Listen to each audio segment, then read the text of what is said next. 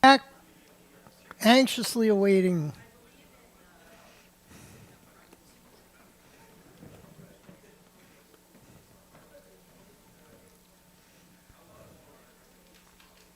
Okay, thank you. Maybe you want to put up the program?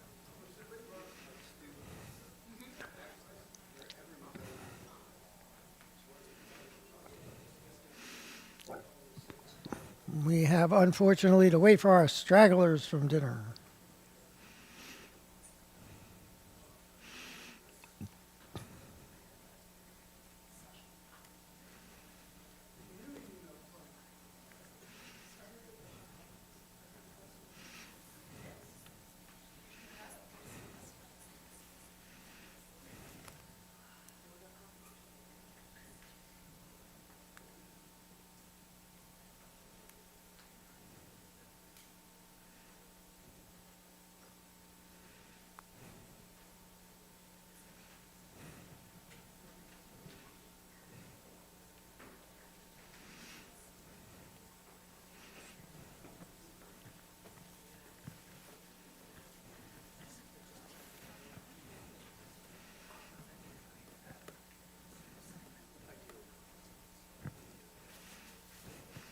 Tell me when to start.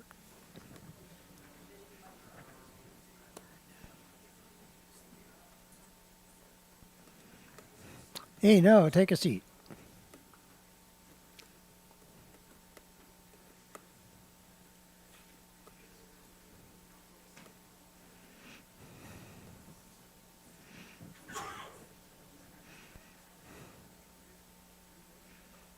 I see him.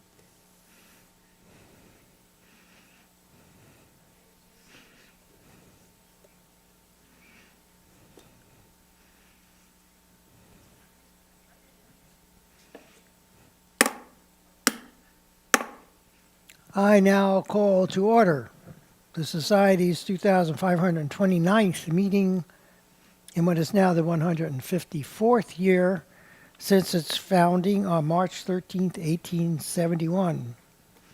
Good evening, everyone.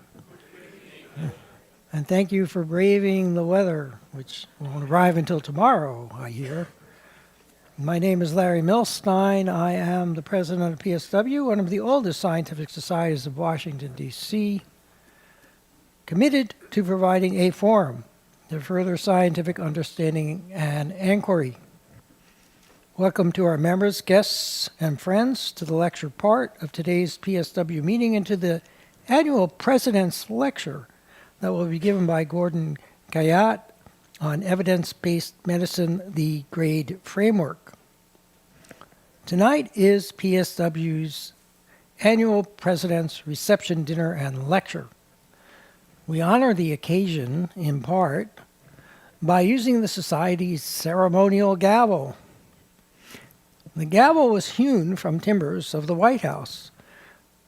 The timbers were used in rebuilding it in 1816 after the British burnt it to the ground in the War of 1812.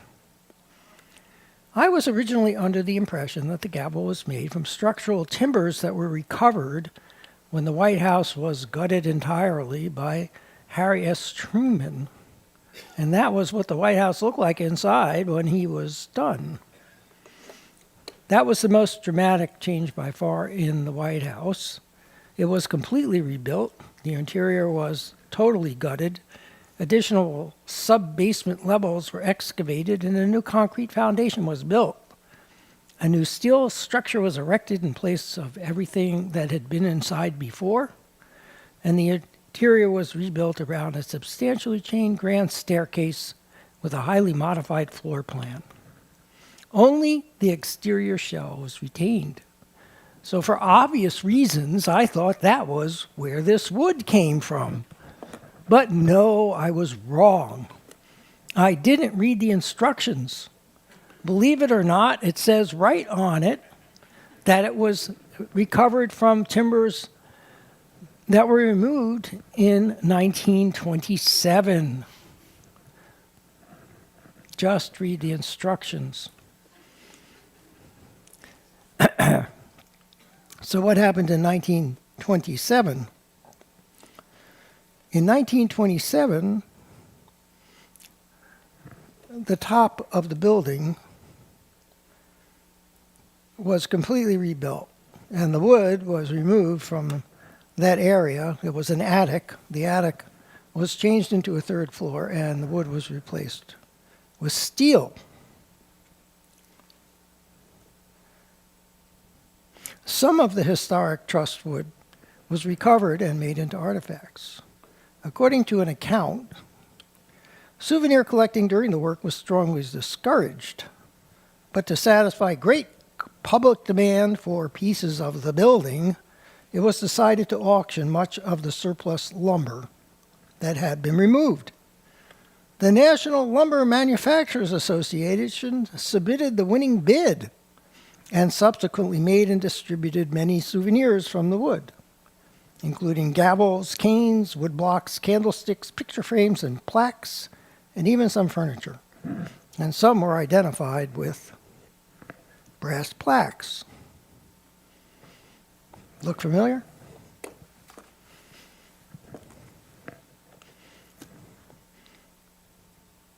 Like the one on the PSW gavel, which clearly is the best and most valuable of all the artifacts that were ever made.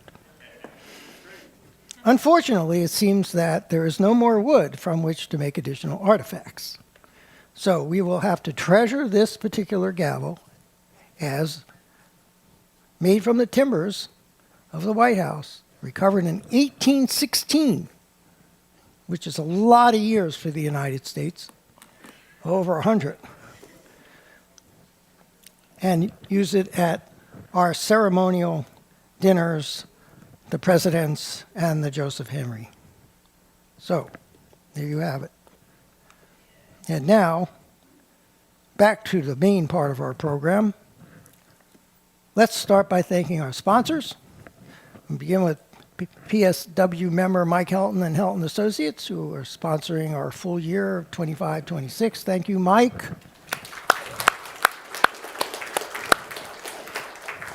Also, please thank our other full-year sponsor, PSW member Joe Schulman and the Schulman Foundation.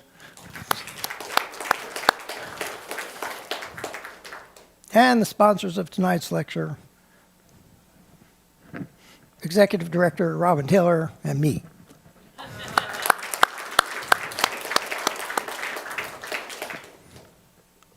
The Society needs your support to pay its expenses, which are considerable. So if you haven't given, or feel you can give more than you have, please don't hesitate. If you need to make arrangements for a large funds transfer, just come see me or Robin. We'd be happy to accommodate. And now is a particularly auspicious time to make a donation because PSW is the beneficiary of a generous matching grant. Every dollar you give will be matched 2 to 1, up to the first $5,000 of donations to PSW. And you better hurry because the match ends after January 31st. So time is running out. Please give now. So I am pleased to announce the following new members. Jonathan Coopersmith, Professor Emeritus of History at Texas A&M, interested in the history of technology, most recently focusing on technology failure and the rows of froth, fraud, and fear in the development of emerging technologies, who learned a PSW from a Cosmos Club member and from attending the PSW by his friend, Bernie Carlson. Edward Grosvenor, Editor-in-Chief of American Heritage Magazine and of Invention and Technology Magazine, interested in American history, technology, invention, and the history of technology, who learned a PSW from PSW member Kristen Ferry. And tonight's speaker, Gordon Guyatt, whose interest will be clear to you in part from tonight's lecture. All members are entitled to a signed copy of Compendium Volume 17 of the Bulletin of the PSW. And if you haven't received yours and you're a new member, please come see me after the lecture. All members are invited to the pre-lecture receptions and dinners with the speakers for camaraderie, interesting discussion, and a nice meal. If you're interested in membership, you can access a membership application on the PSW homepage by clicking the blue Join button at the upper right-hand corner. If you're here in the Powell Auditorium, you can access the application using the QR code on the business card set out on tables at the back of the room that are emblazoned with the PSW logo and with one of our mottos, Science Seriously. PSW membership is open to everyone with a genuine interest in science, and the free exchange of scientific information, informed discussion on scientific subjects, and the promotion of scientific inquiry.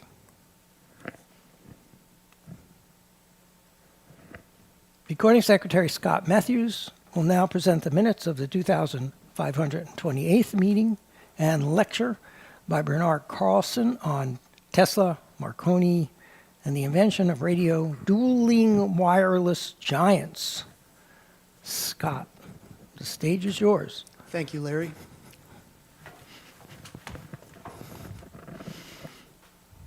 Good evening. On January 9th, 2026, members of the Society and guests joined the speaker for a reception and dinner at 5:45 p.m. in the members' dining room at the Cosmos Club. Thereafter, they joined other attendees in the Powell Auditorium for the lecture proceedings. In the Powell Auditorium of the Cosmos Club in Washington, D.C., President Larry Milstein called the lecture portion of the 2528th meeting of the Society to order at 8:08 p.m. Eastern Time.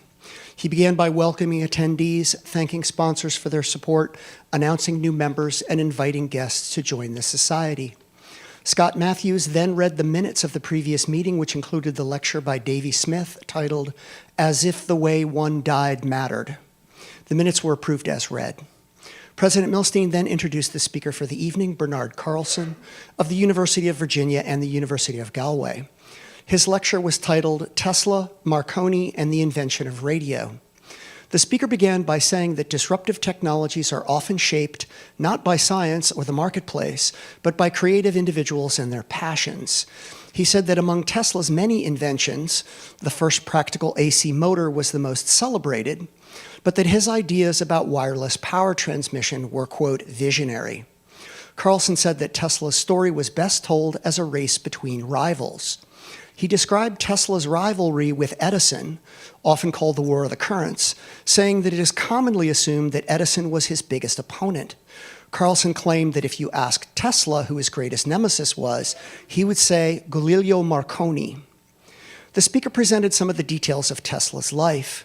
Born to an ethnically Serbian family in 1856 in what is now modern-day Croatia, he studied engineering in Austria. He first imagined a brushless AC motor in 1881 in Budapest. He worked for Edison companies in Budapest and Paris. He immigrated to the United States in 1884 and began working in the Edison Machine Works. His conflicts with Edison, particularly with respect to AC versus DC power systems, led Tesla to quit after about 6 months. Tesla worked a number of jobs during this period, including ditch digger. In 1887, with the help of Charles Peck and Alfred Brown, Tesla formed the Tesla Electric Company and perfected a new polyphase AC motor. The patent on this design was issued in 1888, and the patent rights were promptly sold to George Westinghouse. Tesla works for Westinghouse until about 1889, when he attends the Paris World's Fair, where he learns about the work of Heinrich Hertz, creating electromagnetic waves.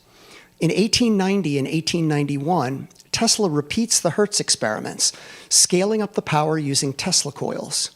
By late 1891, Tesla was performing demonstrations with Geissler tubes, showing the wireless transmission of electrical power and discussing the possibility of wireless lighting systems for the home.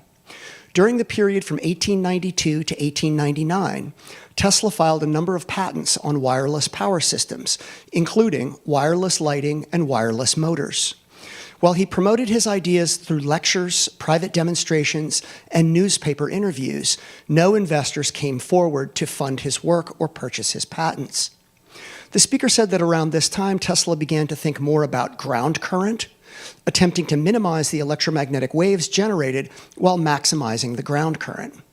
Carlson said that Tesla came to the conclusion that it would be more efficient to send AC currents through the crust of the Earth, using the atmospheric EM waves as the return path. Tesla moved to Colorado Springs in order to conduct larger-scale experiments on ground currents, possibly motivated by Marconi's successful radio transmission across the English Channel. Here he constructed his largest Tesla coil to date and erroneously concluded that the ground currents could transmit power without loss. Carlson indicated that Tesla allowed no witnesses or observers during these experiments. In 1900, Tesla moved back to New York City, claiming that he had solved all the problems with both radio and wireless power transmission, and that he had received messages from Mars. Carlson said that in 1901, Tesla secured a significant investment from J.P. Morgan and began construction of his final laboratory at Wardenclyffe on Long Island. In December of that year, Marconi successfully sent a signal across the Atlantic. The speaker said that as a result of Marconi's success, combined with other market forces, Tesla was unable to acquire additional financing, and Morgan was unwilling to provide more. The speaker said that by the end of the First World War, Tesla was almost completely broke, and that he filed a lawsuit against Marconi Wireless. Carlson claimed that the lawsuit was not fully resolved until 1943, when the Supreme Court effectively ruled that Tesla invented radio. The speaker ended his talk by saying that the question, who invented radio, has different answers, depending on how we define radio. He said that disruptive technologies often involve multiple steps and multiple actors. The lecture was followed by a question and answer session. A guest asked what effect, if any, the discovery of the ionosphere had on Tesla's thinking.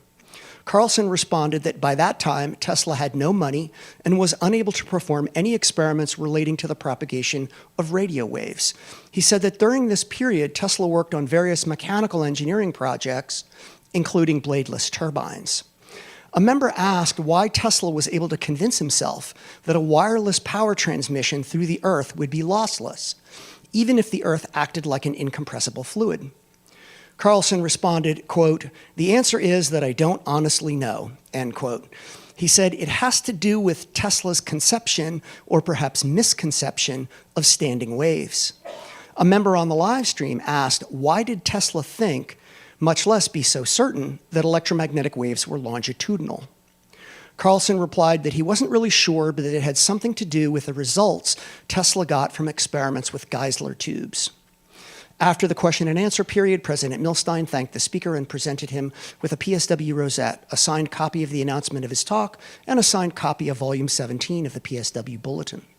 He then announced speakers of upcoming lectures and made a number of housekeeping announcements. He adjourned the 2,528th meeting of the Society at 10:09 p.m. Eastern Time. Temperature in Washington, D.C., 10 degrees Celsius. Weather, mostly cloudy. Audience in the Powell Auditorium, 116. Viewers on the live stream, 53, for a total of 169 viewers. Views of the video in the first 2 weeks, 321. Respectfully submitted, Scott Matthews, Recording Secretary.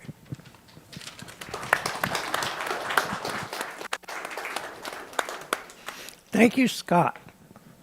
Do we have any comments or corrections to the minutes? Hearing none, I will entertain a motion to accept the minutes as read. And second, all members in favor? All members opposed? The minutes are accepted as read and will be posted to the website in due course. We now turn to tonight's lecture by Gordon Guyatt. Gordon is professor of medicine, of health research, and of health research methods at McMaster University. He previously served in senior academic roles within the Department of Medicine and the Clinical Epidemiology program. His research focuses on clinical epidemiology, evidence-based medicine, research methodology, and outcomes research. Gordon coined the term evidence-based medicine and founded an approach to medical education and practice that integrates research evidence with clinical expertise and patient values. He played a leading role in developing GRADE, all caps, a systematic framework used in clinical medicine and public health to rate the certainty, quality of evidence, and the strength of healthcare recommendations. He is an author on more than 2,000 peer-reviewed publications and an author or editor of several books. He is one of the 20 most cited living scientists in the world in any area, one of the top 10 in health sciences, and Canada's most cited scientist. He's received many honors and awards for his contributions to medicine and public health. To name just a very few, the Queen Elizabeth II Diamond Jubilee Medal, election to the Canadian Medical Hall of Fame, and the Einstein Foundation Award for promoting quality research. He is a Fellow of the Royal Society of Canada and an Officer of the Order of Canada. He does not, unlike many of our astronomical friends, have an asteroid named after him, but perhaps they should turn their attention to people outside of astronomy to bestow such an honor. He earned a BA in psychology, an MD, and an MSc in clinical epidemiology at McMaster University. All questions will, as usual, be fielded after the lecture during the Q&A session. Gordon, the stage is yours.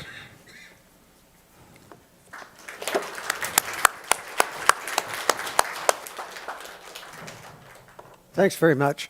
Possible to have the slide off for a minute? Is that possible? Maybe, maybe not. We'll see.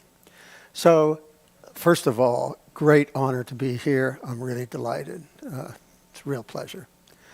I thought after that lovely dinner that we need something of a transition to the science. So I'm going to start off with a little joke. And the joke has to do with Einstein. Well, Einstein was in the habit of going to giving a lot of lectures, and he needed somebody to drive the lectures. I'm in the privileged position of giving a lot of lectures, and I've seen that often people who have had professional careers, sometimes pretty impressive professional careers, they decide time for retirement and they like driving, they're going to be becoming drivers for limo companies. And Einstein had one of these fellows who was an engineer who got into being Einstein's regular driver. And it turns out this guy was a very successful engineer, high level. He could actually understand some of Einstein's writing. He enjoyed watching Einstein's lecture, which I must say, like my lectures, were sometimes quite repetitive. It was more or less the same thing. And he got quite familiar with the lectures. Well, as it turns out, he also was about Einstein's height and build and about Einstein's age, and he had white hair and at that time a little mustache, but he decided, I'd like to look like Einstein. So he let his hair grow a little wild, got the big mustache, and kept going. And one day he and Einstein were driving to one of the lectures, and they were chatting, having their usual chat, and Einstein was very impressed at with this guy. Einstein said, look, you've seen all these lectures. How about this time we switch clothes? I get the chauffeur's outfit, you get my outfit, and you give the lecture. Guy says, well, you know, I could actually pull this off, but what about the question and answer? Einstein says, they always ask the same questions. You've heard it. You can do the answers as well. So the guy says, yeah, okay, I'll try it. So he got up, he gave the lecture beautifully, and the first few questions he answered very well. And then some young guy gets up, and the chauffeur was a pretty smart guy. He saw what was happening. This young guy thought, I'm going to stump Einstein. And so in a kind of provocative way, he states his question. And the chauffeur says, I know your type. You're a smart ass. You think that you can make Einstein look bad with your question. Well, let me tell you, your question is so simple, I'm going to let my chauffeur answer it. All right, so that's the joke. So now we go to how EBM has changed the world and how it has not changed the world. So, what are we going to do? We're going to talk about the world before evidence-based medicine, what evidence-based medicine is, and the way I think about it, which is 3 key principles. And I'm going to use a historical approach where I'm going to introduce you to some of the folks who made evidence-based medicine happen and evolved. I'm going to describe how evidence-based medicine has changed the world, how it has not changed the world, in other words, what still needs to be done, and what we might do about it. So, world before evidence-based medicine. I did my residency training in the world before evidence-based medicine, so I can still remember, which you have to be getting on before you remember now, if you're in the medical profession, what life was like before. And we had patient, and we're deciding what to do. And there's some debate as to what we should do. How do we decide? We think of physiologic principles, and we apply these physiologic principles to make deductions of what would happen if we did one course of action versus another. And we refer to our clinical experience, our own clinical experience, and the clinical experience of the senior people, and if you're a member of the house staff, to your attending's clinical experience. And people get into the habit pretty quickly of talking about their clinical experience, and some have said that in your first 6 months of clerkship, when you've just spent 6 months seeing patients, you're already saying, in my clinical experience. So it's a habit that people pick up quite easily. And you refer to experts, and you refer not in particular to evidence of that the experts might have, but simply to the expert's opinion, unstructured and no rules associated with it. And that's the way we did it. There was no reference to the literature in any systematic way whatsoever. No reference to the published literature. No way of, if you turn to the published literature, of deciding what was trustworthy and what was untrustworthy. Doctors today, trained after EBM, cannot imagine what this was like. Being trained in that way, I still remember. So this is the first paper where the term evidence-based medicine was mentioned in the literature. It was published in 1991.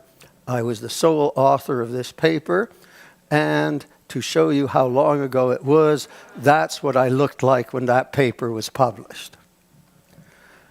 So, historical approach to evidence-based medicine. This guy, Dave Sackett, was my mentor. He set the groundwork for what eventually became evidence-based medicine, and one of his many, many contributions was how does one judge the credibility of the evidence? Because fundamental is now we're going to look at the evidence, what is more trustworthy, more credible, and what is less trustworthy. And he came up with this hierarchy of evidence for treatment decisions. At the bottom is our clinical experience, then perhaps basic research, which has its limitations in terms of application to practice. Observational studies, non-randomized studies, which have their limitations because the people who received the treatment may be different from the people who did not, and that difference rather than the treatment can explain what happens. And then at the top of the hierarchy, randomized trials, where people are randomized to intervention or control. As a result, you know their prognosis is similar, and if everything else is done well, when there's an effect of the apparent effect of the intervention, you can know it really was an effect of the intervention. That's a very simple hierarchy which served us well for a decade or so, and later on in this talk, I'm going to tell you about a much more sophisticated hierarchy that we are using at the moment. This guy, Ian Chalmers, had created something called the Cochrane Collaboration. Who in this room has heard of the Cochrane Collaboration? Quite a few people have heard of the Cochrane Collaboration. Ian Chalmers' idea was that we needed to collect all the randomized trials that had been done for any medical therapy and do systematic reviews of these randomized trials, not pick here, one here, one there, but have a scientific way of accumulating these randomized trials in systematic reviews and meta-analysis and then disseminating. And the Cochrane Collaboration has been very successful, now over 10,000 systematic reviews of medical treatments to inform clinical practice. And this is a story that tells you, illustrating the merits and values of systematic reviews. This is thrombolytic therapy after myocardial infarction. People have a myocardial infarction, you give the thrombolytic therapy, you dissolve the clot, and the question is, does this make people live longer? Well, as it turns out, it probably does. This is what is called a forest plot. The line down the center is no difference between treatment and control. To the left is treatment benefits. 0.5 means that treatment would reduce the incidence of death after myocardial infarction by 50%. At the other side, 2.0 would double it. The blue dots are the point estimates, the best estimate of the treatment effect at the particular time. The lines around it, the 95% confidence intervals, the range of plausible truth. And what you see is that the first randomized trial of thrombolytic therapy done in the late 1950s enrolled 23 patients. And with only 23 patients, there was a very wide confidence interval. The second trial enrolled not 65, but 42. This is a cumulative meta-analysis, and the numbers there are the numbers in all the trials up to that point. Well, if you look down by 7 trials and under 2,000 patients, the confidence interval is still crossing no effect. In other words, it's possible that thrombolytic therapy is great, but it's also possible it's harmful, actually killing people. Well, by 10 trials and 2,500 patients, the confidence interval is no longer crossing no effect, and we use p-values about the probability that chance can explain the difference, and the p-values are starting to get pretty low. Well, we could have a discussion at this point. When was the answer in about the life-prolonging benefits of thrombolytic therapy? And if you look down to about 30 trials and 6,000 patients, the confidence interval is now a long way from no effect, and we get a very low p-value, making it very unlikely that chance explains these differences. Answer looks like it's in. Did that stop the investigators from doing randomized trials? No, it didn't. There were another 40,000 patients enrolled after the answer was in, half of whom did not receive the life-prolonging benefits of thrombolytic therapy. Why did we have to enroll another 40,000 patients after the answer was in? Well, that mystery can be enlightened by looking at the right side of this slide, which documents what experts were saying in their articles and book chapters while these data were accumulating. And it goes anywhere from a routine, recommending it be given routinely for specific indications, experimental, or not mentioning it. And if you look at the mid-1980s, you find out that there are some experts saying it should be routinely, and some for specific, some experimental, some not mentioning it. In other words, huge expert disagreement. And it is a decade after the answer was in that you finally get a consensus among the experts. I've talked to the folks who were doing trials, and they said, these cardiologists do not get it. And we just have to do trial after trial until they finally get it. And it's a decade after the answer is in that finally you have a consensus among experts. I'll tell a second such story, which is a drug called lidocaine.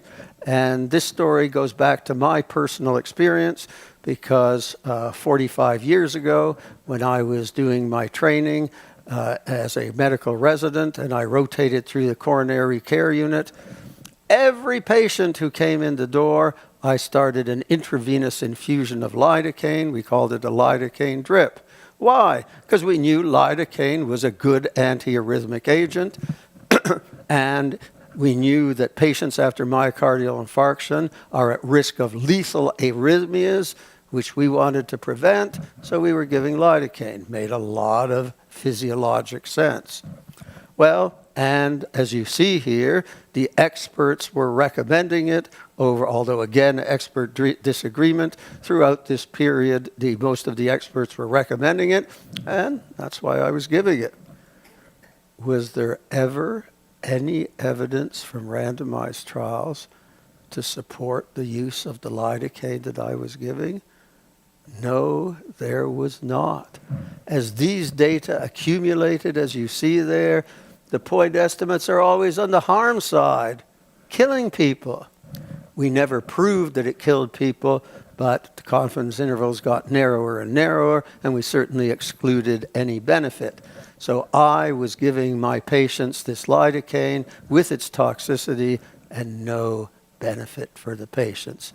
And as you can see, again, lots of expert disagreement, and again, long after they should have been not recommending it, finally you get a consensus. Now, these are old stories. They end in about 1990. Something happened in 1990 to change this picture. Experts still disagree. They still can get it wrong, but perhaps not as badly as this. And what happened in 1990 was the advent of systematic reviews and meta-analysis. They weren't around before 1990 in the medical literature. And I would argue that had they been around and had experts seen the two forest plots, we call these forest plots, that I have shown you, they wouldn't have been 10 years behind the evidence. They wouldn't be recommending lidocaine when the evidence suggested, if anything, it was harmful. And the advent of systematic reviews and meta-analysis has made a huge difference in terms of informing experts about what they should be recommending for their patients. Next guy is Brian Haynes, 10 years the chair of my department, and he made a number of contributions to evidence-based medicine. One was in this article, which is Physicians and Patients' Choices. Evidence does not make decisions. People do. And to illustrate the principle of evidence does not make decisions, people do, I'm going to introduce you to a study done by a colleague of mine at McMaster quite a ways ago, P.J. Devereux. And P.J. did a study that I am going to repeat this evening. And you are going to be the participants in the study. So listen carefully. So, patients with atrial fibrillation, abnormal rhythm of the heart, are at risk of increased strokes. Take it that in 100 patients, 12 will suffer strokes, 6 major and 6 minor. Some will have gastrointestinal bleeds. Anticoagulation would decrease strokes in 100 patients to 4, 8 fewer strokes, preventing 4 major strokes and 4 minor strokes. And the question that Dr. Devereux asked his study participants, and I will be asking you, is how many serious gastrointestinal bleeds you would tolerate and still take as a patient or recommend as a physician. Those of you who are physicians, recommend to your patients. And Dr. Devereux asked this question to about 60 physicians and 60 patients. And of course, to answer the question, patients had to understand what a stroke is. So you should all be either in the category as Dr. Devereux's participants, either the physician or the patient, no problem in answering the question. But you have to understand what a stroke is. A minor stroke, you suddenly cannot move or feel one arm and leg. You have difficulty expressing yourself, no pain. You're admitted to hospital, your weakness, problems understanding, your numbness, the whole thing gets better. You're left with weakness in one limb and basically able to resume your activities of daily living. A major stroke, a much bigger disaster. Unable to move an arm and a leg, can't swallow or control your bladder and bowel, unable to understand what's being said, unable to talk, admitted to hospital, can't dress, walk, the nurse feeds you. After a month on the affected side, you're able to wiggle your toes and lift your arm off the bed, but not much beyond that. And you're basically disabled significantly for life. That is a major stroke. So you now understand a minor stroke and you understand a major stroke. But you also have to understand the other downside, which is serious gastrointestinal bleeding. Well, what happens? You're not feeling so good. And then suddenly you vomit a large amount of blood. Terrifying. Go to the hospital. Doctor puts a tube down your throat, which we call an endoscope, see the source of bleeding. You're sedated. They do a procedure that stops the bleeding. You don't need an open operation. Receive blood transfusions, and you go home. Stay in hospital a week. You're feeling much better at the end of your stay, and you return home and resume your activities. So that's a serious gastrointestinal bleed. Now, to resume and review the choice. Without treatment, 100 patients will have a stroke. Half of these will be major and half will be minor. Anticoagulation decreases the stroke in 100 patients to 4. 8 fewer strokes, 4 fewer major strokes, 4 fewer minor. But it causes bleeding. And so the question is, how many serious gastrointestinal bleeds would you tolerate in 100 patients and still, as a patient, be willing to choose anticoagulation, or as a physician to recommend it to your patients? Any questions about what you're being asked? Clear? Okay. How many would accept 5 or fewer bleeds? More than 5 bleeds, no anticoagulants to prevent 8 strokes. How many would accept 5 or fewer? Anybody 5 or fewer? 2 people, 5 or fewer. How many, once you voted, no voting a second time? How many would accept up to 10 bleeds? 10 bleeds, yes, take anticoagulants, but more than 10, no. Say a year. We're talking about in the next year. So in the next year, you would have had, there would have been 12 strokes with the anticoagulation, only 4 in 100 over that year. Okay? So in that year, you're going to prevent 8 strokes. How many bleeds would you tolerate?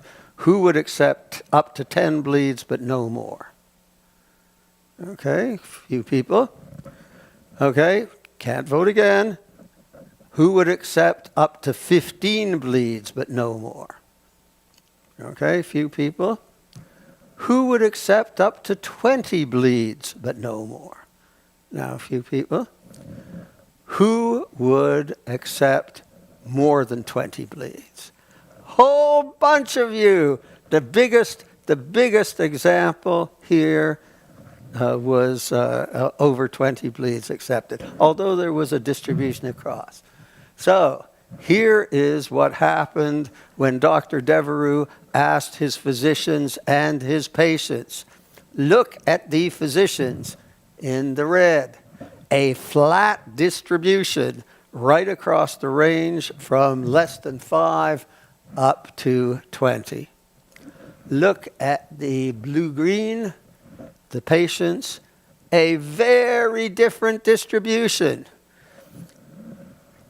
2/3 of the patients said they would accept 22 bleeds. Why 22? That seems like a bit of an odd number. Dr. Devereux, when he constructed his study, was thinking like a physician. He thought nobody would say more than 22. Had he given them the chance, they would have. So, what are the messages here? Well, first message is interesting. This audience behaved like the patients. Probably because few of you are physicians, and so you were thinking like patients. And so the audience has a distribution pretty close to what the patients had. There were a couple of people who were at the other end, whose values and preferences were more like the patients. And by the way, the term we used for this trade-off, how much do you value preventing a stroke? How much do you value preventing a bleed? We call these people's values and preferences. And so it turns out that the patients and the people in this room are much more stroke averse. The physicians are much more bleeding averse. So if the physicians would get it right, please, physicians, do not substitute your values and preferences for those of the patients. To get it right, you need to take the patient's values and preferences. But much better if you take the average patient values rather than the physicians. But that's not ideal because there are a small number of patients at the other end who, like the physicians, are bleeding averse and less stroke averse. And if you want to get it right, you need shared decision making to ascertain the patient's values and preferences so that the choice is right for them. A fundamental principle of evidence-based medicine. So, we've now reviewed the 3 core principles of evidence-based medicine. Some evidence is more trustworthy than others, and we need clear guidance to recognize what is trustworthy and what is less trustworthy. But we can't pick a study here or a study there. We need systematic reviews of all of the best evidence and summarize that evidence for guiding clinical care. And thirdly, perhaps a somewhat ironic third principle of evidence-based medicine, evidence by itself never tells you what to do. It's always evidence in the context of patient values and preferences. So, those were the principles that got us going in evidence-based medicine.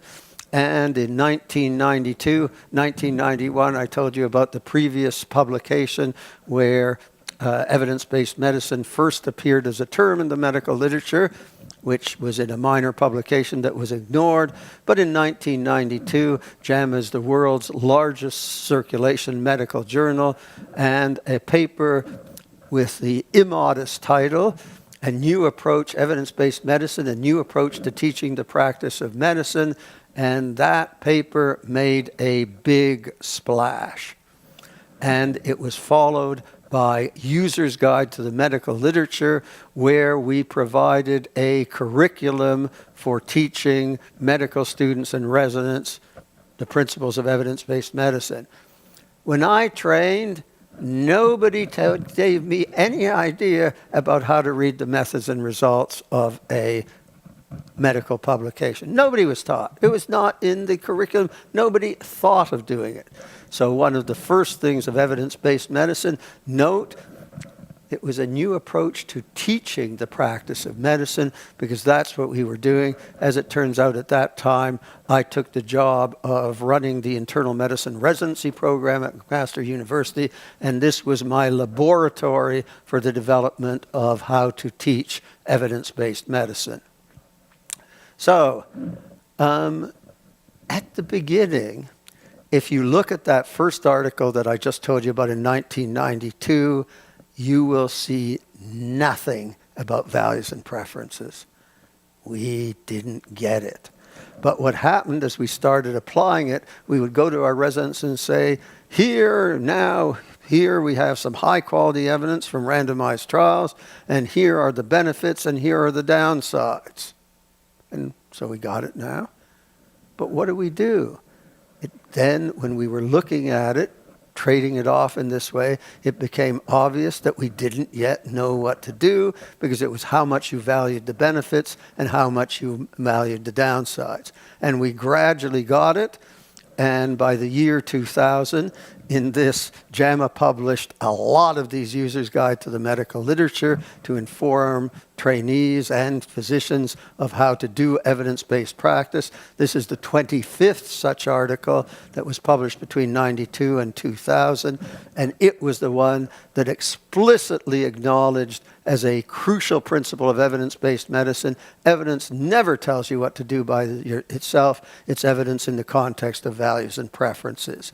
And subsequently, we've created books that come out of the User's Guide to the Medical Literature. The one on the left, the Bible of Evidence-Based Medicine, all you wanted to know. The one on the right, a much more succinct and perhaps manageable key points in evidence-based medicine.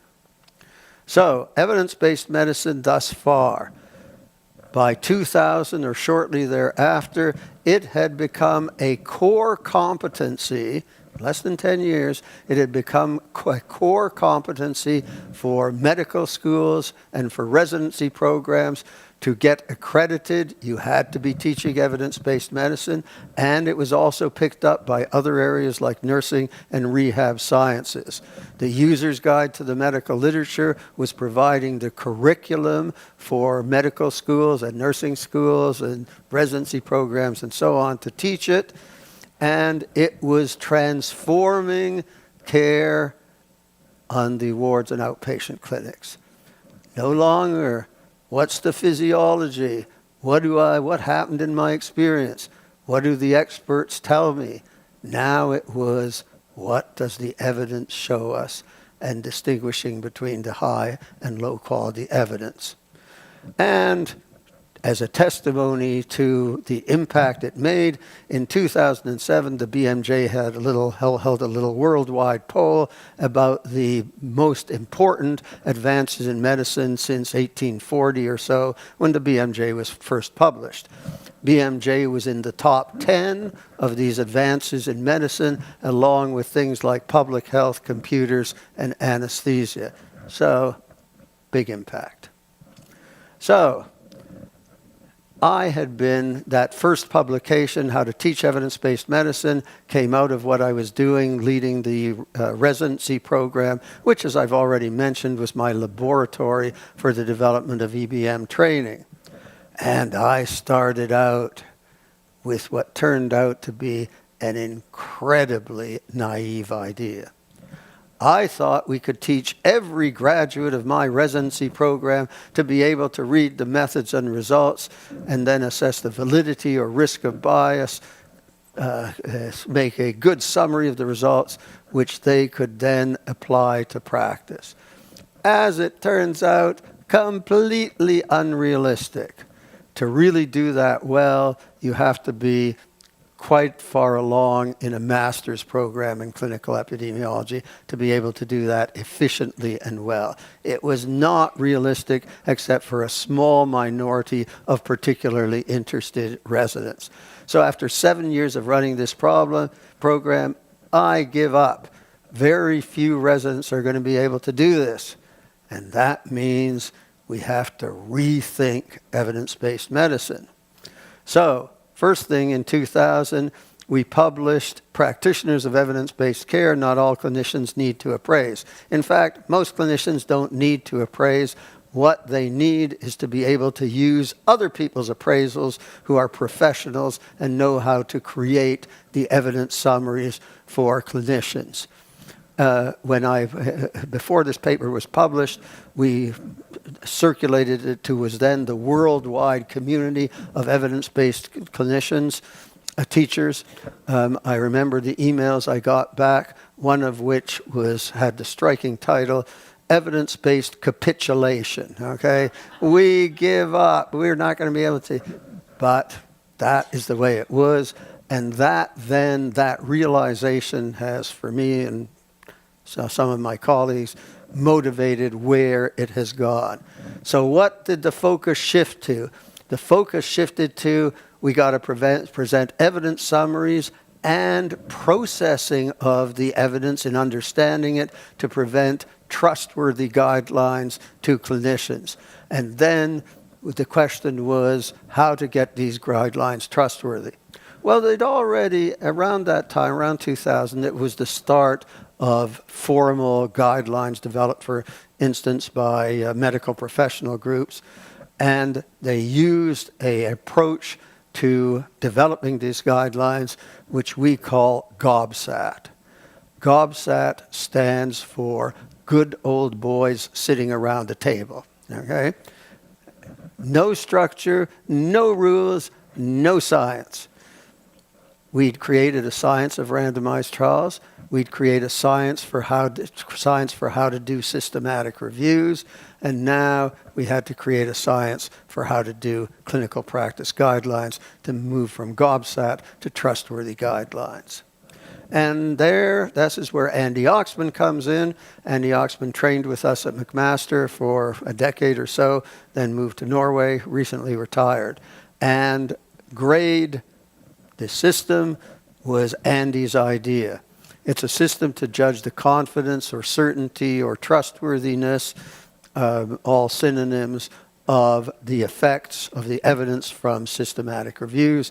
And then a structured system of moving from evidence to recommendations, which you've all now learned involves knowing something about patient values and preferences. So, as it turns out, this GRADE approach has been pretty successful. Over 120 organizations have adopted it. Very important ones like the World Health Organization in the upper left-hand corner, leading American organizations just under that.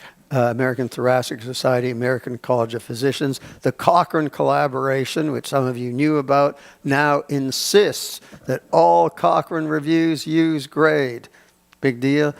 A electronic textbook called Up to Date is most widely used source worldwide for guidance on how to do their practice by physicians, has over 10,000 graded recommendations in Up to Date. So, pretty good. So, here is how GRADE, I remember Dave Sackett's very simple hierarchy of evidence. We've now got a much more sophisticated hierarchy of evidence that GRADE offers. And if you go to the right side of the slide, you see 4 categories of evidence: high, moderate, low, and very low certainty or quality of evidence. Randomized trials start as high, but they may not end up as high. If they have problems with what we call risk of bias, lack of concealment, lack of blinding, loss to follow-up. If their results are imprecise, as you go the next one down on the left, wide confidence intervals. Remember those forest plot. Wide confidence intervals, we're not so sure what's going on. To the right of that, indirectness.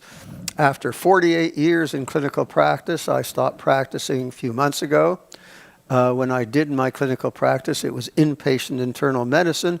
I tried to base my practice as much as possible on the results of randomized trials, but particularly in the last decade or so of my practice, a very large proportion of my patients were over 80, and a lot of them started to get over 90.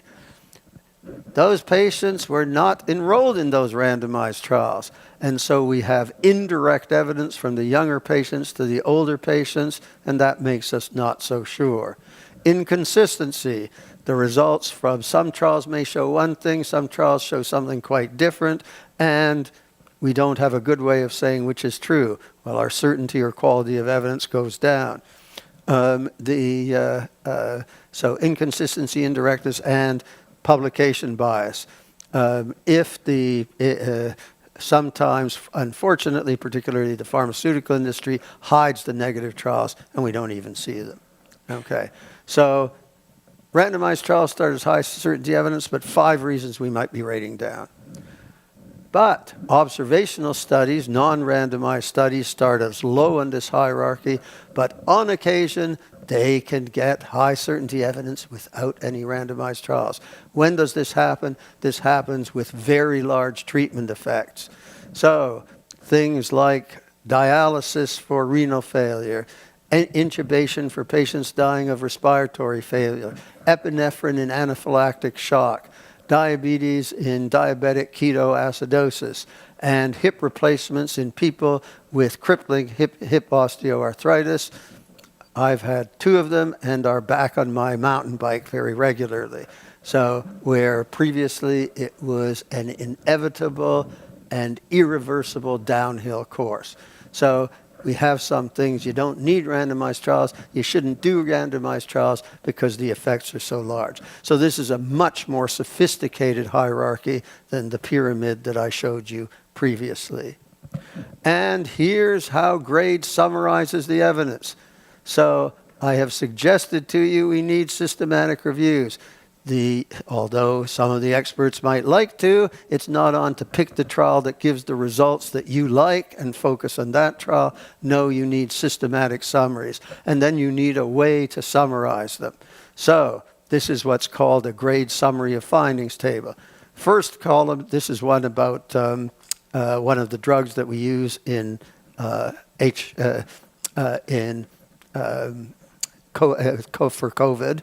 Mortality is the first column, which is the outcome. You see other outcomes. Next, the relative effects. Next, the absolute effects, which are actually what are important to patients. It's not relative effects that are important, but the absolute, the certainty of the evidence, and then we add a plain language summary. And we find this summary for all the patient-important outcomes extremely useful in guiding practice and in informing the guideline panels who are making the recommendations. So that's GRADE for certainty of the evidence. We now go to GRADE for moving from evidence to recommendations. Simple 2-category of recommendations, strong recommendations or weak synonyms, conditional recommendations. What can move strength from high certainty to what can move recommendations from strong recommendations to weak recommendations? If the evidence is low quality or certainty, we don't know the benefits well, we don't know the harms or burdens well, and if you don't know those, how can you make a strong recommendation, which you only make when the benefits clearly outweigh the downsides?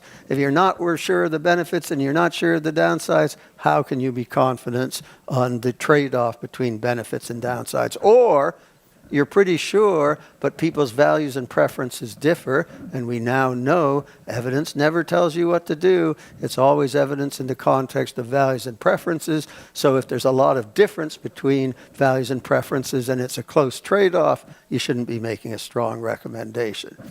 And we really like this dichotomy of strong versus conditional recommendations, conditional or weak, because it guides clinical practice.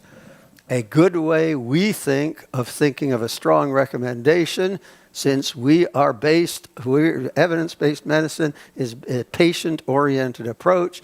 If you presented the evidence and 100 patients really understood it, and they would all make the same choice because the benefits are clearly outweigh the downsides, then you make a strong recommendation. If because the evidence is only low quality and you're not sure, or if it's a very close trade-off, you make a conditional recommendation because different patients would make different choices looking at the same evidence. I have various privileges, one of which, of course, is being here this evening with you. But one of my privileges is going around the world and talking to various medical groups. And I typically ask them questions, and one question I ask them, wherever I am in the world, I always get the same answer. I get the same answer with different groups, and it's almost a unanimous answer every time. And that answer is, the question is, do you have enough time to spend with your patients? And the answer is always no. We don't have enough time. And that means that we have to ration, as clinicians, we have to ration our time with patients. We have to use our time wisely with patients. And grade helps. In a strong recommendation, if a guideline panel is right, if we went through a full shared decision-making exercise, everybody would make the same choice. Not a good use of our very valuable and insufficient time. On the other hand, if it's a weak or conditional recommendation, that's a time when you should have shared decision making. So grade gives you a guide as to what we need, the effective rationing of our time. And we have decision aids. Shared decision making is tough. One of the frontiers of evidence-based medicine is to produce decision aids to make the process more efficient.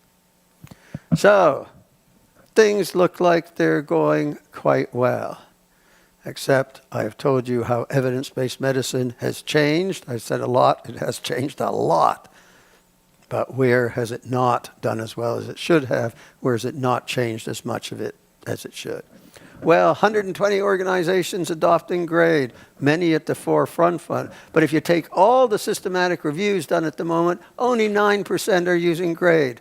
Long way, the dissemination of the service looks good, but when you look, not as good as it should be. And we got to 110 very quickly. It's taken another few years, so the new uptake is slowing. Why might that be? Well, as in much of science, the quote is attributed to various people, including Einstein, science should be as simple as possible, but no simpler. And so there was always a trade-off between sophistication and simplicity.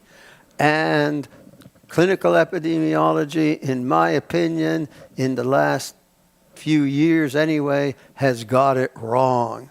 So we're way too far over on the rigor and sophistication and not putting enough emphasis on simplicity. And with that balance, there's risk of bias instruments that are too complicated. We're taking that on. We've just recently produced a new risk of bias instruments for randomized trials, simpler, we think still very rigorous, but simpler than was before. Observational studies, what Cochrane, the gods of systematic reviews have put out, is a disaster. Much, much too complicated, and our group is now in the process of developing a simpler one. So the risk of bias, we've gone off the rails. And grade has become too complicated. The slower uptake, the fact that we got a great uptake for the first decade or more, and now it's flattened out. Something's gone wrong. It's got too complicated. So in the BMJ, one of the leading world's medical journals, in the early last year, we found 7 papers that describe the essentials of grade, what we call core grade. And we're hoping that we think that's enough. We think it will get you there, and hoping that essentials of grade will lead again to an upswing in the use of the approach. So it was evident, I hope, from the stroke and bleeding example that patients have different values and preferences, and to get it right when there's a conditional recommendation that's value and preference sensitive, you've got to consider patient values and preferences. So for guidelines can only consider average values and preferences. But in clinical practice, you can consider the individual patient's values and preferences. And that's challenging. That involves shared decision making, and it's a challenge. So we need decision aids to help clinicians do shared decision making efficiently. Victor Montori trained with us, now a professor at Mayo Clinic. He's an endocrinologist specializing in diabetes. So he has lots of patients with diabetes. And nowadays, there's a whole bunch of treatments that alternatives for diabetes. And so Victor does shared decision making with his patients to say, what would you choose? And the way he does it, he has these 6 cards. And these 6 cards tell different aspects of the treatment. What will be its effect on your weight? How often will it give you hypoglycemia, low blood sugar? How good is taking your blood sugar down? What's the daily routine? Do you need sugar testing? What is the cost? And Victor says to his patients, which card would you like to see first?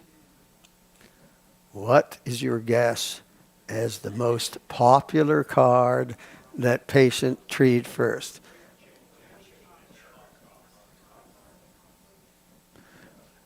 You who said weight change, you win. Okay? Weight change, about 40%, that is the first one they pick. Well, they may pick next daily routine, or as you're suggesting, they may pick cost, or they might go to all 6. But they never do. Never. They stop maybe after 4, but often after 3, sometimes after 2. They don't need to see everything. Different patients have different things that are important to them. We've told you we're very time constrained with our patients. We need to be efficient, so we need to get what's important for that patient, and we need to do it quickly. Here's an example of Victor using the approach. Okay, it started. Why isn't it starting? Oh, here we go.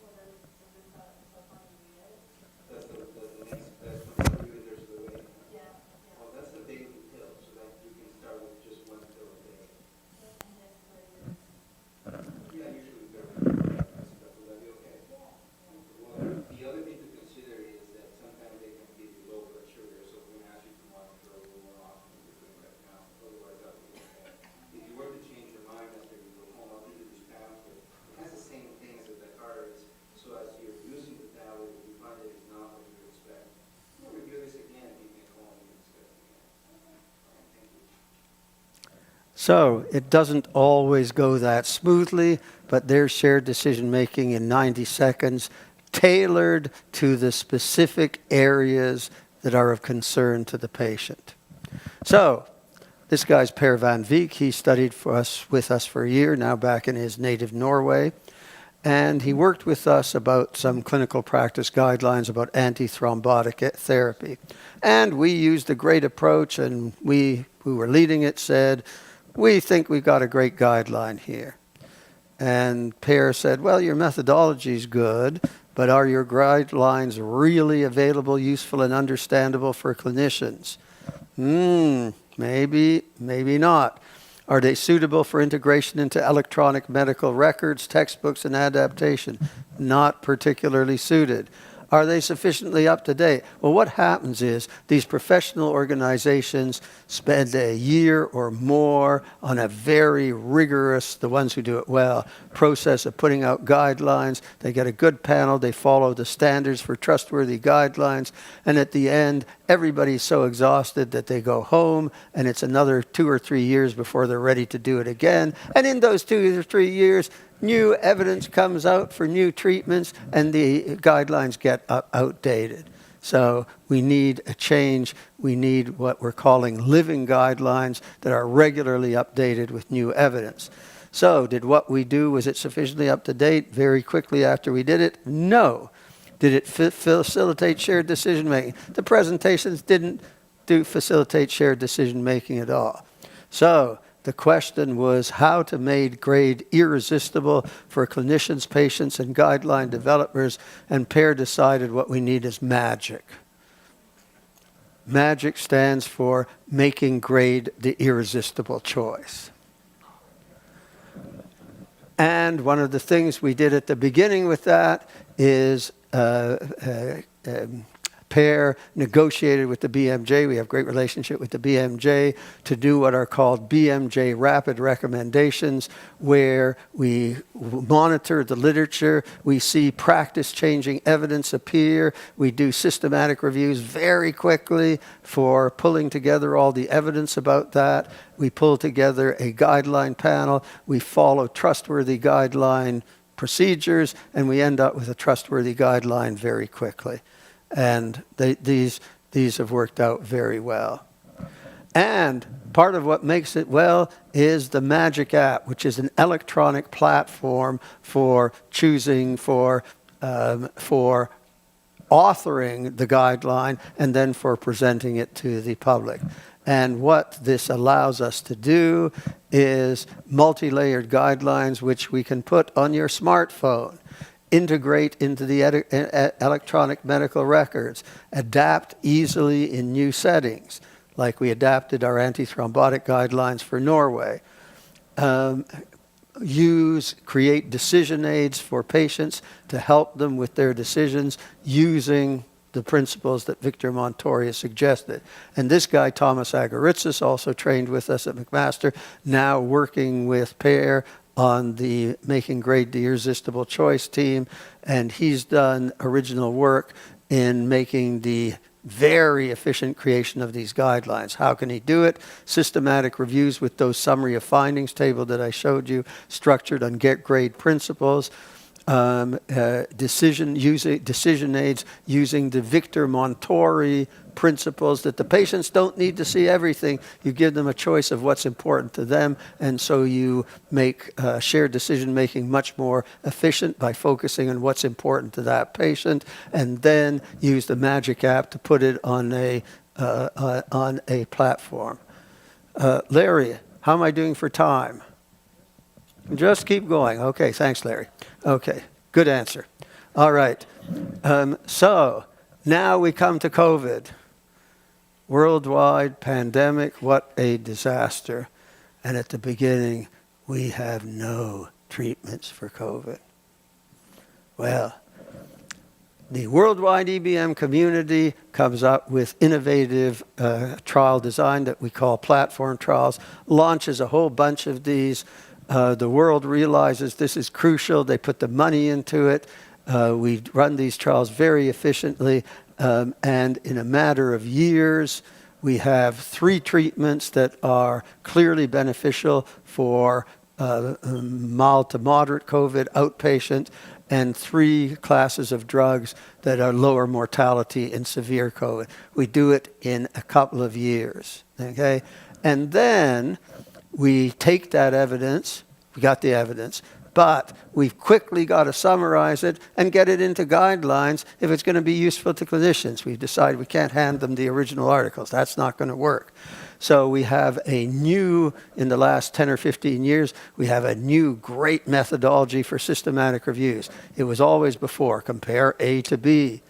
Now we have a statistical methodology to compare A to B, to C, to D, to E, and to F simultaneously. It's called a network meta-analysis, and two groups in the world, one of ours in McMaster and a group in France, said, we're going to process all the trials at their peak, up to 20 new trials a week. We're going to process it. We're going to do very quick systematic reviews. These systematic reviews are going to inform guidelines. I worked a lot helping these folks do the network meta-analyses, and then also I had the privilege of working with WHO on their guidelines that were informed by these network meta-analyses.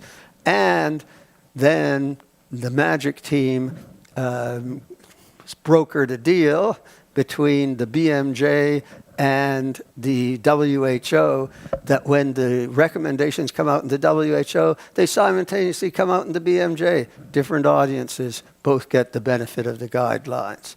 And these are how the guidelines, if things had been a little different, I would show you the electronic platform the guidelines come out. And it's like for the physicians, we said at the years ago, I already got the idea that a good guideline is like an onion. What makes it like an onion? It has layers. Some clinicians, just tell me what to do. Some say, tell me what to do, but is this strong or conditional? Should I do shared decision making with my patient? What's the evidence behind it? Some might say. Make me understand what was your reasoning from going to the evidence of recommendations? And some may say, I want to do shared decision making with my patient. Show me a good decision aid that will help me.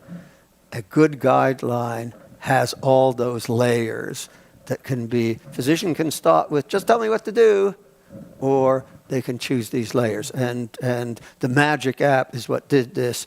In a different world, I would have shown you how it works, but you've got the idea of the principle. So EBM in the time of COVID, from the drug point of view, really worked out well. Unprecedented rapid production of the evidence in these platform trials. 2 years, 3 classes of drugs, lower hospitalization in the mild, 3 classes of drugs, lower mortality in severe, we know it, and we have the vaccines. All in a very short period of time, and we have living systematic reviews and network meta-analyses to summarize the evidence and then inform the guidelines with a rapid production of trustworthy guidelines. Things are going okay, you might think. But how evidence-based medicine has changed the world and how it has not. So, we published a paper getting on to a decade ago.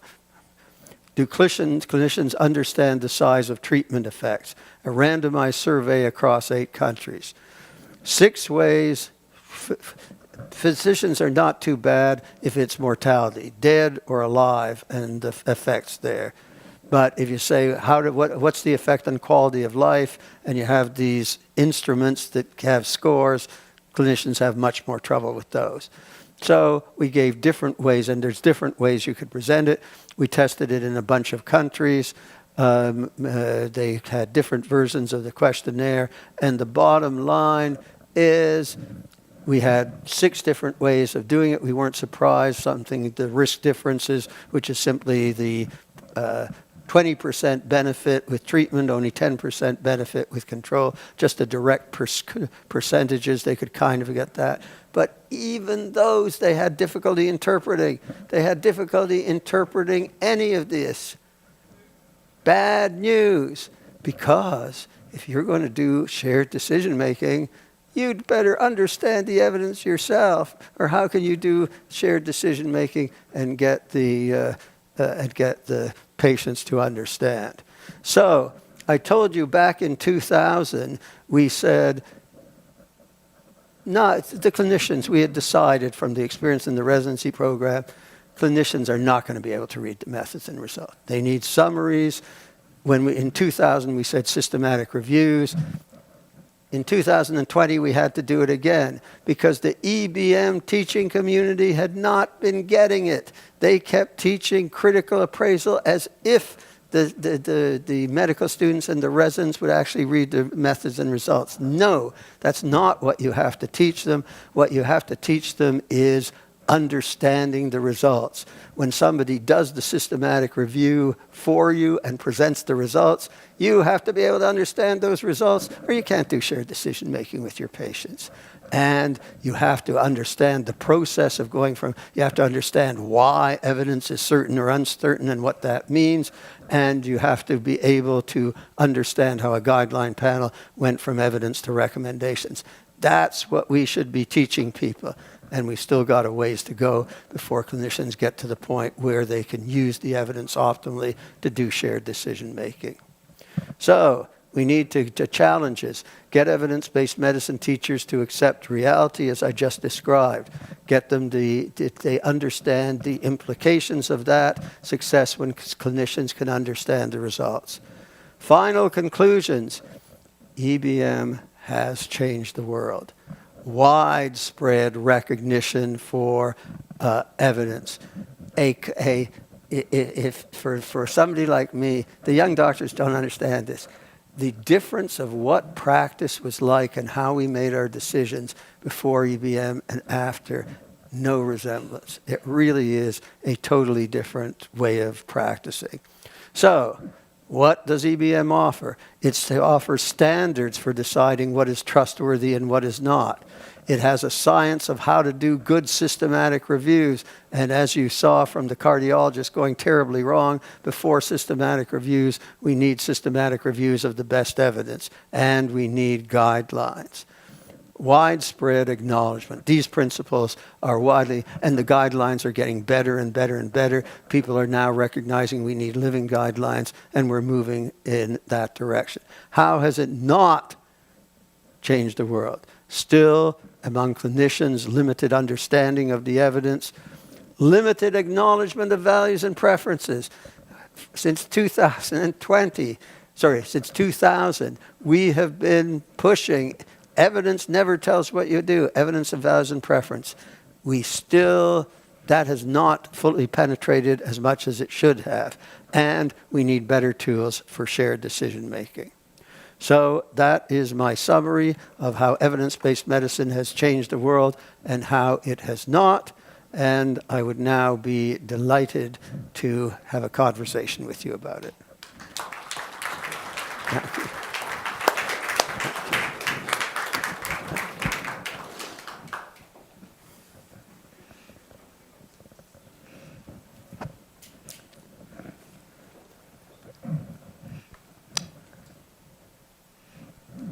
We have time for some questions and hopefully some answers.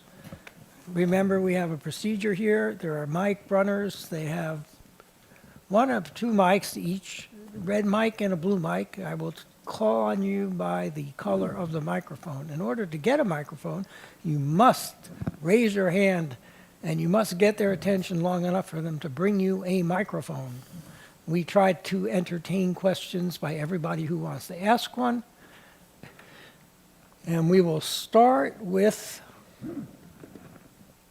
the red microphone. Stephen Reinhardt, I'm a member.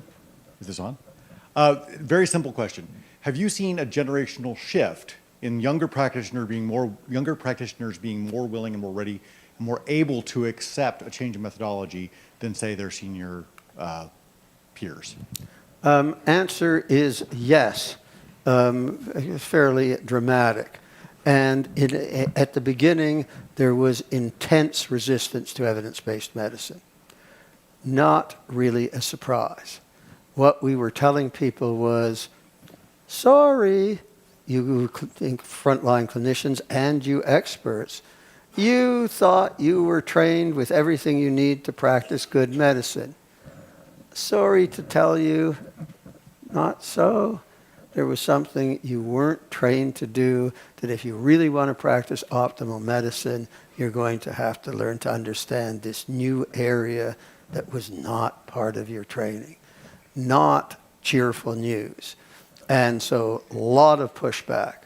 And when I went in the early years, people started adopting it. I went to visit various institutions, and they said, oh, we're having a terrible time with the senior physicians. They are resisting it like mad.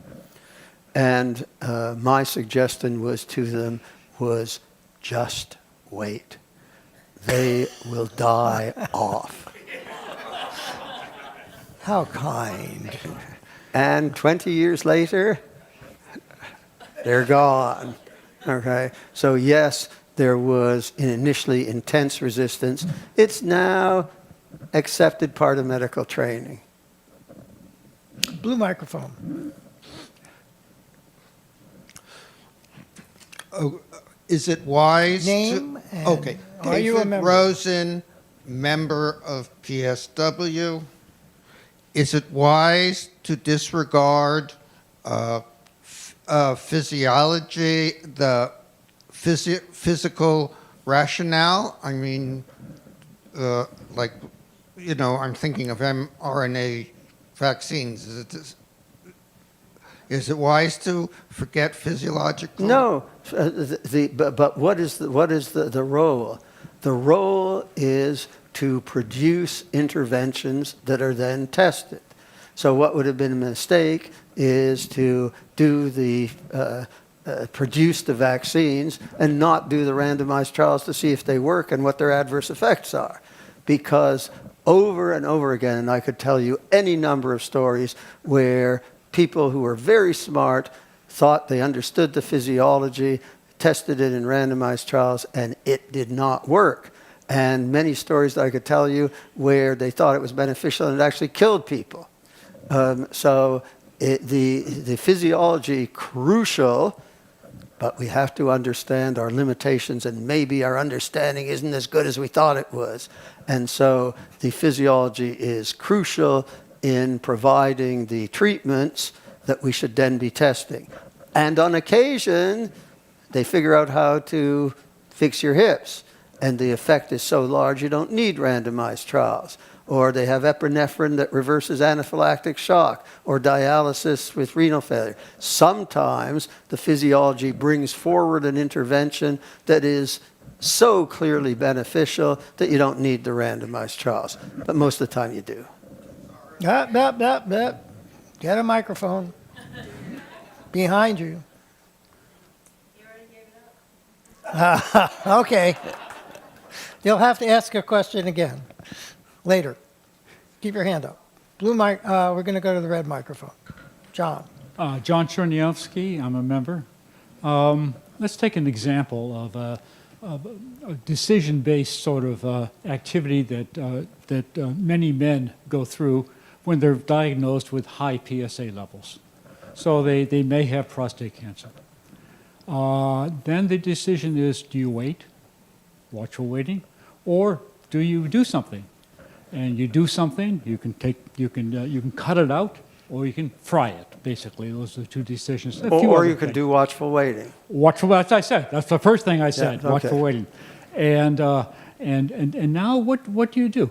Now, in the past, most of the interventions have had no effect on overall survival. That is, you take it out, you don't take it out, you do watchful waiting, you die about the same time. But the interventions are awful. They're terrible for the patient, or can be terrible for the patient. You get, you have no Question? libido. The question is, what do you how do? do you handle these sorts of very fuzzy sort of questions? They are, okay, we don't use the word fuzzy. We use the word value and preference sensitive. And let me tell you, the first value and preference sensitive decision is, do you screen at all? Yeah. I did not, and fortunately now I'm too old to screen. But my understanding of the evidence, I chose not to screen with PSA. Yeah. Because I knew what was liable to happen if I did. And what I was liable to happen is that I would be confronted with exactly the situation that you are talking about. Yep. And with my residents and medical students, when I was on the wards, I would always say we'd had a decision to make, and I would say, is this a value and preference sensitive decision? Sometimes it may not be equivalent to a strong recommendation. Many times it was. And what you do in that situation is you engage the patient in shared decision making, where you say, here's the upsides and downsides of watchful waiting. Here's the upsides and downsides of treatment A. Here's the upsides and and you work with the patient so that you make a decision which will not be the same in every patient, because patients have different values and preferences. We're going to the blue microphone. Good evening. My name is Maureen Coates. I'm a guest here. I'm also an attorney. And on behalf of the legal profession, I'd like to welcome you to the wonderful world of evidence. It's about time you got here, I think. and so let me tell you, the evidence translates badly in Romance languages, because in Romance languages, the word evidence has the connotation of truth. And we chose the word evidence, I'm sure, not completely consciously, but informed by what evidence is in legal. For us, evidence is information, yes. That's right. So exactly. So that was a good word to characterize it, because in the back of people's minds, at some subconscious level, you think of the court case and you think of people presenting evidence and underlying uncertainty, which you face. Yes. Okay, Yes. so thank you to you and your legal colleagues for coming up with evidence-based recommendations. Well, if there's any practices you need help with, let us know. Anyway, my question is, to what extent do you see either synergistic or what we might call force multiplier effects between what you're doing and what I'll call the more informed patient over time? In other words, people have been very encouraged over the last decades to take more control in their own medical care, bring a patient advocate with them, don't go in alone, make sure somebody else is hearing what they're being told, et cetera, et cetera. So how is that perhaps adding to or enhancing what you're talking about? Because patients themselves want to be involved in their medical care. So yes and yes, okay? And the arrow goes one way and it simultaneously goes the other way. So evidence-based medicine says evidence never tells you what to do. It's always in the context of values and preferences. And it recognizes that physicians are time constrained and we have to ration our shared decision making. But when it's a value and preference decision, we got to do shared decision making. So that is obviously a major push toward engaging the patient. It's saying you cannot get it right unless you do engage the patient. And on the other hand, there's various social phenomena aside from EBM that have been bringing patients to the fore, and that helps EBM in its mission to encourage shared decision making. So I'd like to believe that we're contributing from our direction, and the other social forces that are contributing to getting the patients off are helping us persuade clinicians that you got to do shared decision making.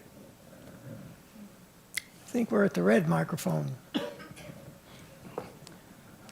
Anand Desai, also a member. I'm going to digress. As you probably know, You have to ask a question. yes, I will. The Evidence Act became law in the United States in 2018. Sorry? The Evidence Act became law in the United States in 2018, which says that policymakers should use evidence-based policymaking. And as you obviously know, there aren't very many randomized trials, and there aren't reasonable causal chains between what was done and what happened. So the question is, how transferable is evidence-based medicine to evidence-based policymaking? Okay, so I'll first give a parody of evidence-based medicine. Patient comes in. Oh, I have this terrible pain, doctor. Help me, please, please. Doctor says, just a minute. Stay calm. Give me a couple of minutes. Turns to the computer. Turns back to the patient. sorry, can't help you. No randomized trials. Okay, that's a parody of evidence-based medicine. Evidence-based medicine says you get the best evidence, which often is low quality. Up to date has 10,000 recommendations. 2/3 of them are weak recommendations, value and preference sensitive recommendations. Many of them because we only have low quality evidence. So you don't have to go to public health to find low quality evidence. You can go to clinical practice and you got plenty of low quality evidence that you have to deal with. And so what do? First of all, you don't pretend it's high quality evidence. And I would argue, I said, EBM was a great success in COVID in the clinical area. It was not a great success in public health. And a big reason it was not a success in public health is the public health officials were not upfront, we don't know. They were not upfront that the evidence is only low quality and that the decisions, and I was interviewed once and it was about tension between public health and EBM. And the person interviewing says, oh, I interviewed this public health expert, and the public health expert says, sometimes, low quality evidence, well, you have to use your instinct, you have to gut feeling. And I said, what nonsense. What you have to do is acknowledge it's low certainty evidence and that becomes a highly value and preference sensitive decision. And so you never make the decisions, value and preference, very important. When you have only low quality evidence, they become very, very important. And then you make societal decisions and you lay out the uncertainty and the benefits and the harms, and you get people to, and you need social decision making. You need to somehow try to figure out what society wants about these decisions. And for example, you say, if we close the schools, if you knew what you were doing, it's going to be catastrophic for people's learning, and especially low-income people who are going to fall, kids who are going to fall far behind. On the other hand, they might bring the virus home and their grandparents get infected and die. Okay, there you are. And we don't know. But what do you value more? And how are we going to deal with this uncertainty? So it's no different from with the patient with the prostate cancer. Okay? We have better evidence there perhaps, but still you have different choices and you don't know what's going to happen to that individual. You acknowledge the uncertainty. You don't pretend you know when you don't know, because you lose trust. If you pretend you know when you don't, I think you lose trust from people, and that's what happened to the public health, to me, in my take. So you don't say it's my instinct that I'm going to make the decision. It's you acknowledge that you don't know, and you say this is now a highly value and preference sensitive decision, and we better decide what our value and preferences are in making the decision. I think we're at the blue microphone somewhere. So, very interesting talk. Year after year, we see that there is more and more data.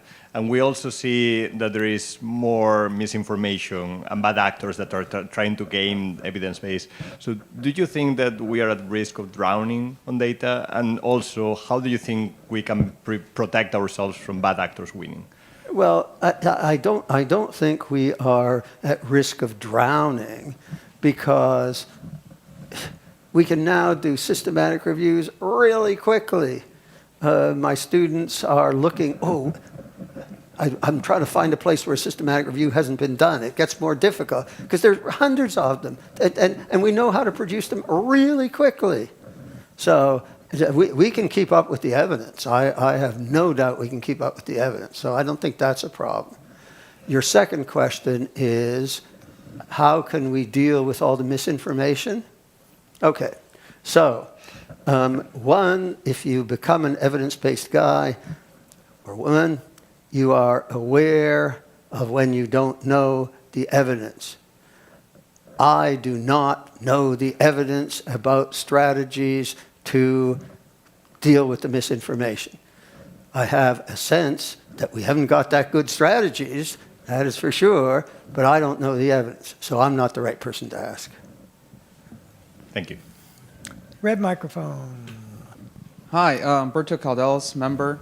So I guess from an engineering background, I was always taught very early on in undergrad, take all the evidence in this case you can, and at the very, very end, apply engineering judgment when you're in the fuzzy zones. You talked about before, clinicians would usually, or physicians, excuse me, would usually do more of the gut feel first, and now we're transitioning to evidence-based. Do you feel with this new framework that the inability to apply evidence-based medicine is due to you learning it too late, maybe in residency or once you're in medical school? And if so, should it be taught early on or in pre-med or something of that nature? And is that the reason why the adoption is so small, I guess? Well, the adoption is gigantic. You in much of the world, certainly in North America, you can't get your undergraduate program accredited unless you say we're teaching evidence-based medicine. You can't get your residency accredited unless you say you're teaching evidence-based medicine. Everybody, the guidelines, when I was training nobody looked at formal guidelines. Now everybody's looking at formal guidelines. Now Up to Date, which has over 10,000 graded recommendations, is these resourced worldwide. There is no problem with uptake. The problem lies in that the docs still do not have a great sense of how to interpret the evidence. And they are time constrained so that a lot of the times, they operate by what we call heuristics. I see X and I do this. I don't know quite why I'm doing it, but I see this and I do this. So the uptake is not a problem. The uptake is gigantic. The problem is doing it optimally. And you're right, we need to do a better job of teaching it. And as I say, one of the things is I've had to persuade my colleagues, don't teach them, risk of bias, concealment, and blinding and loss to fault. They're not going to read. It's showing them once so they get the idea. That's a good idea. But they're not going to read the methods and results. Let's focus our teaching on what they need to do, which is to understand the evidence so they can engage with patients in shared decision-making. So we do need to modify and enhance our teaching. And in terms of your other question, it's not early, because you don't really understand its value until you got the patient in front of you. And you say, what am I going to do with this patient? How am I going to advise this patient so they get the course of action that's right for them? And they don't really get that till they see their first patient. So that's the time, right at the beginning of clerkship or schools, that they start seeing patients even before you start it at the time they start to see patients. We're going to take a question from the web. Then we're going to go to the blue microphone. And we're going to go to the red microphone. And when you're done with the red microphone, we're going to give it to Aki, because she's going to have her hand up and she's going to get the red microphone. But while she's getting the red microphone, we go back to the blue microphone. So if you follow that's great. Pardon me. This is impressive chairing, what you just did. The web, please. So we have a question from Dave Rabinowitz, who's joining us from Oregon, who is a PSW science member, who asks, does anyone in your field discuss Dr. Ignaz Semmelweis, who proposed evidence-based medicine more than 160 years ago, and who was then committed to an asylum where he spent the rest of his life? It's a very famous story. It goes along with the Broad Street pump as something that we are always referring to. So yes, and I could tell you stories about the vitriol that we suffered at the beginning when, as I told you, they had reason to be upset. The doctors had reason to be upset, and in particular, the experts had reason to be upset, because we were telling them, in effect, you thought you were experts, but you were missing a big chunk of what it means to really be an expert. So it was not pleasant. Fortunately, insanity did not set in my case. So, but I have a bit of taste of what Semmelweis went through. Red microphone. Matt Kaywood, member. The stroke bleed study, looks a lot like a classic kind of social science study where you're looking for, to infer a utility function, right, about these two different groups, clinicians versus patients. And, the clinicians, you could hypothesize why they act that way. Maybe they don't want to induce bleeds that they're going to have to treat or whatever, and the patients have their other preferences. But I'm sure that this study's been replicated across lots of different clinical specialties and lots of different, maybe even different countries at this point. So, what kind of differences do you see across groups in the way that people, initially make these decisions? And, for example, despite your criticism of public health professionals, I'll bet on this one they're a lot closer to the patients, right, than they are to the cardiologists. Yeah. So sadly, it is very difficult to get these value and preference studies funded. I've tried a lot. I've had a few successes. I've had more failures. And unfortunately, we don't have a lot of these studies. So that at the moment, I would have to say we know a limited amount. We're lucky if we get one done in an area and get at least some evidence. We don't have a lot of them. So you've got a great point. It would be great that we really understand the variability and the factors that vary, but still very limited, I'm afraid. Blue microphone.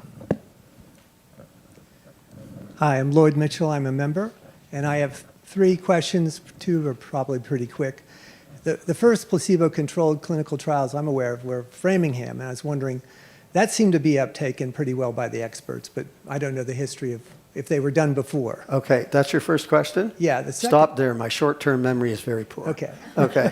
By the time you're third, I'll have forgotten everything. So the first randomized trial that was done was actually streptomycin in tuberculosis.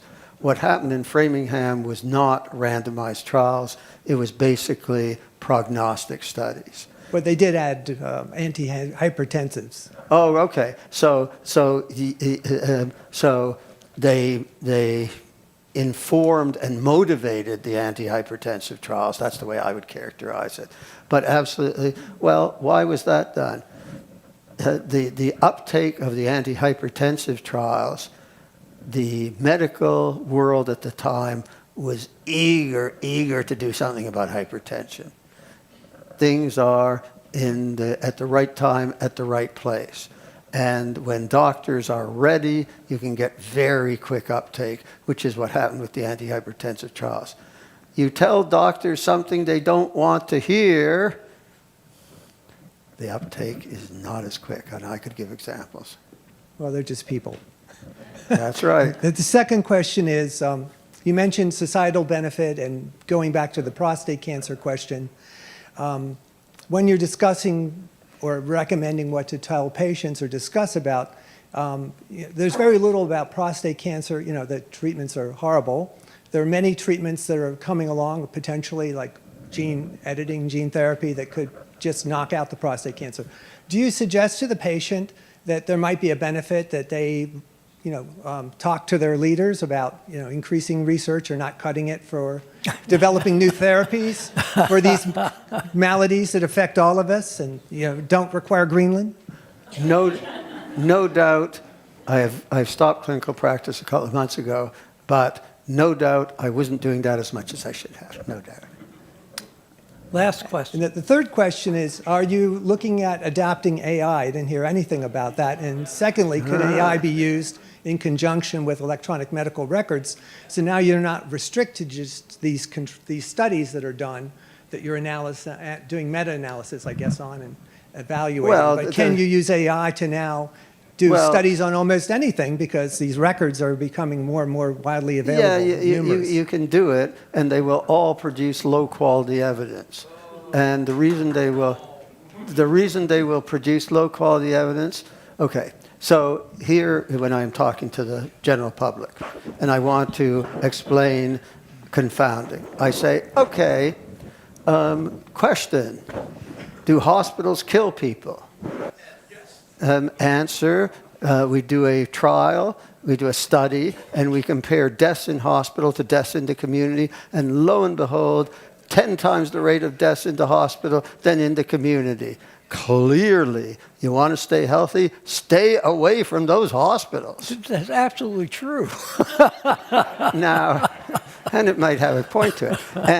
But as soon as you move away from such an extreme, where the fundamental principle is the people who received the intervention are different from the people who didn't receive the intervention. That is the fundamental principle, which people get very easily comparing hospitals to no hospitals. But as soon as you move to something less obvious, somehow it gets a little more difficult. But the people who receive treatments in medical practice are different from the people who do not receive them. And those differences are related to what we call prognosis, the ultimate fate. The prognosis of people in the hospital is a lot worse than the prognosis of people in the community. And AI is not going to be able to sort that out. AI will continue. You do it in these large databases, you will get So we have large observations. Oh, and the other thing is those who have been in medical practice. How good are your records of accurately finding out whether people smoke? How good are your records about socioeconomic status? How good are your records about alcohol consumption? They are, I was about to be rude. Anyway, they're not good, okay?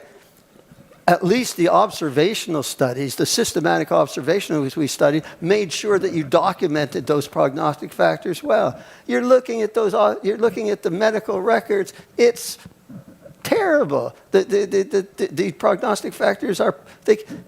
I believe even if they were done well, they couldn't. There'd be unknown, unmeasured prognostic factors that the thing wouldn't be able to pick up. But it's dealing with crummy data. On top of that, it's dealing with crummy data. Forget it. Forget it in terms of it answering questions. You can look, but you better acknowledge that it's going to be low or very low certainty evidence. This is a great topic for discussion during the social hour. So if you have AI questions, hold them. I can tell you. I can tell you. I can tell you lots of things that AI will do. It will not replace randomized trials. Red microphone. Akiba Burge, member. I wanted to come back a little bit to what he was asking about education. I'm struggling to understand why the medical professionals have such a hard time understanding what you're doing there. And honestly, as a physical scientist, it looks like to me like an investment in probability and statistics early in the educational cycle might be worthwhile. So I guess my question to you is, do you think that would be, you would not be able to teach something else, but would that investment in, mathematics, frankly, early, be worth it? Do you think it would work in increasing how the professionals are able to understand this? Okay, so first of all, as I have told you, you cannot have a medical school accredited unless you have a curriculum in evidence-based medicine. You cannot get a residency program accredited unless you have a principle of evidence-based medicine. But from our study and some anecdotal, we could be doing a lot better. I would argue that it is not probability and statistics. What they need to understand is difference between relative effect and absolute effect, and that it's absolute effects that are important to patients. They need to understand what a point estimate is. They need to understand what a confidence interval is. There is really... Pardon me? Okay, all right. Okay, it's pretty simple. Yes, yes, it's pretty simple probability and statistics. But yes, I showed you that summary of findings table. Here's the relative effect, here's the absolute effect, here's a certain. They need to be able to read summary of findings tables. And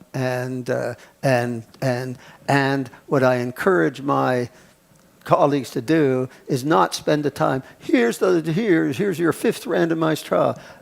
Did they conceal randomization? Did they blind? Did they follow up? That is not the place to spend the time. To spend the time is, here's your summary of findings table, understand the summary of findings table, and think of how you would convey the information to the patients. That's the way we got to teach it, I think. We are coming up on the witching hour, so we're going to take 2 more questions. And the microphones, start with the blue microphone, go to the red microphone. Sorry for the others who want to ask questions, but we're out of time. Thank you. Michael Yatamarco, member. I'm interested in your view of how we're going to navigate evidence-based medicine as precision medicine emerges and evolves further, especially given sort of the genetic and other molecular markers. On one hand, each case could become unique, in which case you can't do a randomized clinical trial on one person, or the effect will be so obvious, like you said, and we don't need anything. But given technology and this push towards precision medicine, how does EBM have to change, or how do you look at that? Thank you. So number one is everybody used to do badly, rare disease, all the kids were dead by age 3, and now they're all living to 6 years, or if you follow them long enough, looks like they're going to live forever. You do not need randomized trials. Okay, so you're going to have your miracle treatments that don't need randomized trials. And then you're going to have things where the effect is equivocal, and where the genetic therapy or the genetic marker does not create these huge differences. And then you are into what EBM has been doing forever, which is subgroup analyses. And we used to do subgroup analyses. Does the effect differ in the old and the young, in the males and the females, and the sicker and the less sick? And now we have people in genetic structure A and genetic structure B. It's the same stuff. It's not anything different. So, and when I do a evidence-based medicine is precision medicine, and I say, look at the subgroups, first of all, big effects, okay, end of story, for very large effects. Otherwise, do your subgroups, look for those who benefit, look at baseline risk, the effect's going to be bigger in high baseline risk.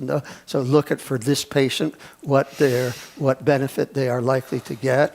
And then I end off where evidence-based medicine is always precision medicine. In every patient is values and preferences. It's precision medicine in every patient because you consider their values and preferences. Last question, red microphone. Please stand up, tell us your name and if you're a member. I'm Cassandra Lovejoy, and I'm a guest. This is kind of an interesting question to end on. Is there any fear or consideration about if errors or mistakes or science that ends up to be incorrect being more durable under this kind of framework? Because you have once you've decided that the science is settled and you've put it the guidance, and then the clinicians are just looking at the recommendations and following those recommendations, that there's kind of it's put aside and not researched as much, and that maybe those mistakes end up staying longer. Is that a risk? If you have got it right, you're not going to decide game over until game over, okay? If you have 30,000 patients who've been enrolled, if you have thrombolytic therapy, and you have enrolled your unnecessary 40,000 patients and the confidence intervals, I don't think we need to go that far. But if it's been done right, you know when the issue is settled for that patient population, for that intervention, for that comparator, for those outcomes. There may be a different intervention or a variant in the intervention that comes along that needs to be tested in addition, but I believe we have the methodology to say this is settled. Okay, we shouldn't be wasting, we shouldn't have done those additional 40,000 patients. Issue was settled, let's put that one aside and move on. So, but where the danger is to pretend we know when we don't, right? To not do an appropriate grade rating, think you have high certainty evidence when you only have low certainty evidence. That's where you're in trouble. And let's try to stay out of trouble. With that, let's thank our speaker. Thank you. Thank you very much. Thank you. As tokens of our appreciation for coming here and spending time with us, I have for you a framed copy of the announcement of your talk, a signed copy of Volume 17, First Edition of the PSW Science Bulletin, and a PSW ribbon emblazoned on the side with 3 stripes evocative of the symbol for inductance. Man, that blazer studied by sounds John great. Henry. Thank you. Sounds lovely. Thank you. Thank you. And before you go,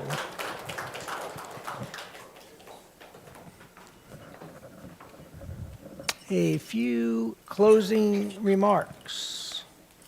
Our next speaker will be Stephen Eckel, and his talk will be on measuring nothing, or almost nothing.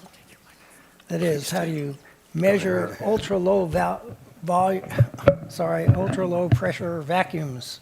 Stephen is group leader of the Fundamental Thermodynamics Group at the National Institute of Standards and Technology. His research centers on cold atom sensing, particularly the use of atoms and molecules to create calibration-free sensors for pressure and vacuum and temperature, and the accurate and sensitive measurement of ultra-low pressures in near absolute vacuums, vacuums deeper than the vacuum of space, which will be the subject of his lecture. Other upcoming lectures are listed on this slide and on our website. After Stephen, we have Karen Lloyd of USC, and she'll be talking about life deep in the earth. This is a change. She's on her way to South Africa to go down into the gold mines to look for things that live deep under the earth and have extraordinarily slow metabolism and very, very long lives. As she likes to call living organisms we've found so far. Now, March 6th, or possibly March 20th, we'll have at least Jonathan Coopersmith of Texas A&M and talking about Robert Goddard. This is the 100th anniversary of the first flight of a rocket. And he may be joined by Roger Lanius, who is formerly the chief historian of NASA. On April 10th, we have Amy Mainzer, and she's at UCLA, and she is the PI for NEO, and she'll talk about protecting the planet from stray asteroids that are going to come and get us. And then on April 24th, we have Harris Lewin, who's at ASU, and he'll be talking about the Earth Biogenome Project, a very ambitious undertaking to sequence the genomes of just about every fairly large organism he can get his hands on. Please note that about 10 days in advance of all events, PSW sends all members invitations to the pre-lecture reception and dinner with the speaker. 10 days. And the window for making your reservation is pretty slow because it goes out on, pretty small, goes out on Wednesday, and the reservation window closes on Sunday at 10. So just so you know, be on the lookout. We do set reminders. And for those of you who are regulars, I personally compile a list and send reminders that is not automatically generated. So when I ask you to let me know if you plan to attend or not, I really would appreciate a reply. All right. The lecture itself is open to everybody and reservations are not required. Please join PSW if you're interested in science and you want to help us continue to communicate science to a wide audience as possible. Let's thank the people who ran our cameras and ran the video in the back and the live stream. Please return your name badges to the box in the back that says name badge here. And with that, I will accept to adjourn the 2,500 to the social hour. Thank you, Bob. Do we have a second? All members in favor? Aye. All members opposed? The meeting is adjourned.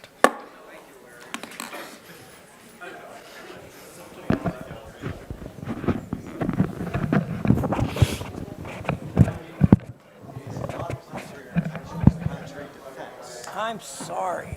Yes. Thank you. It is a. I will try to remember to. Do you want me to email you? Because Yeah.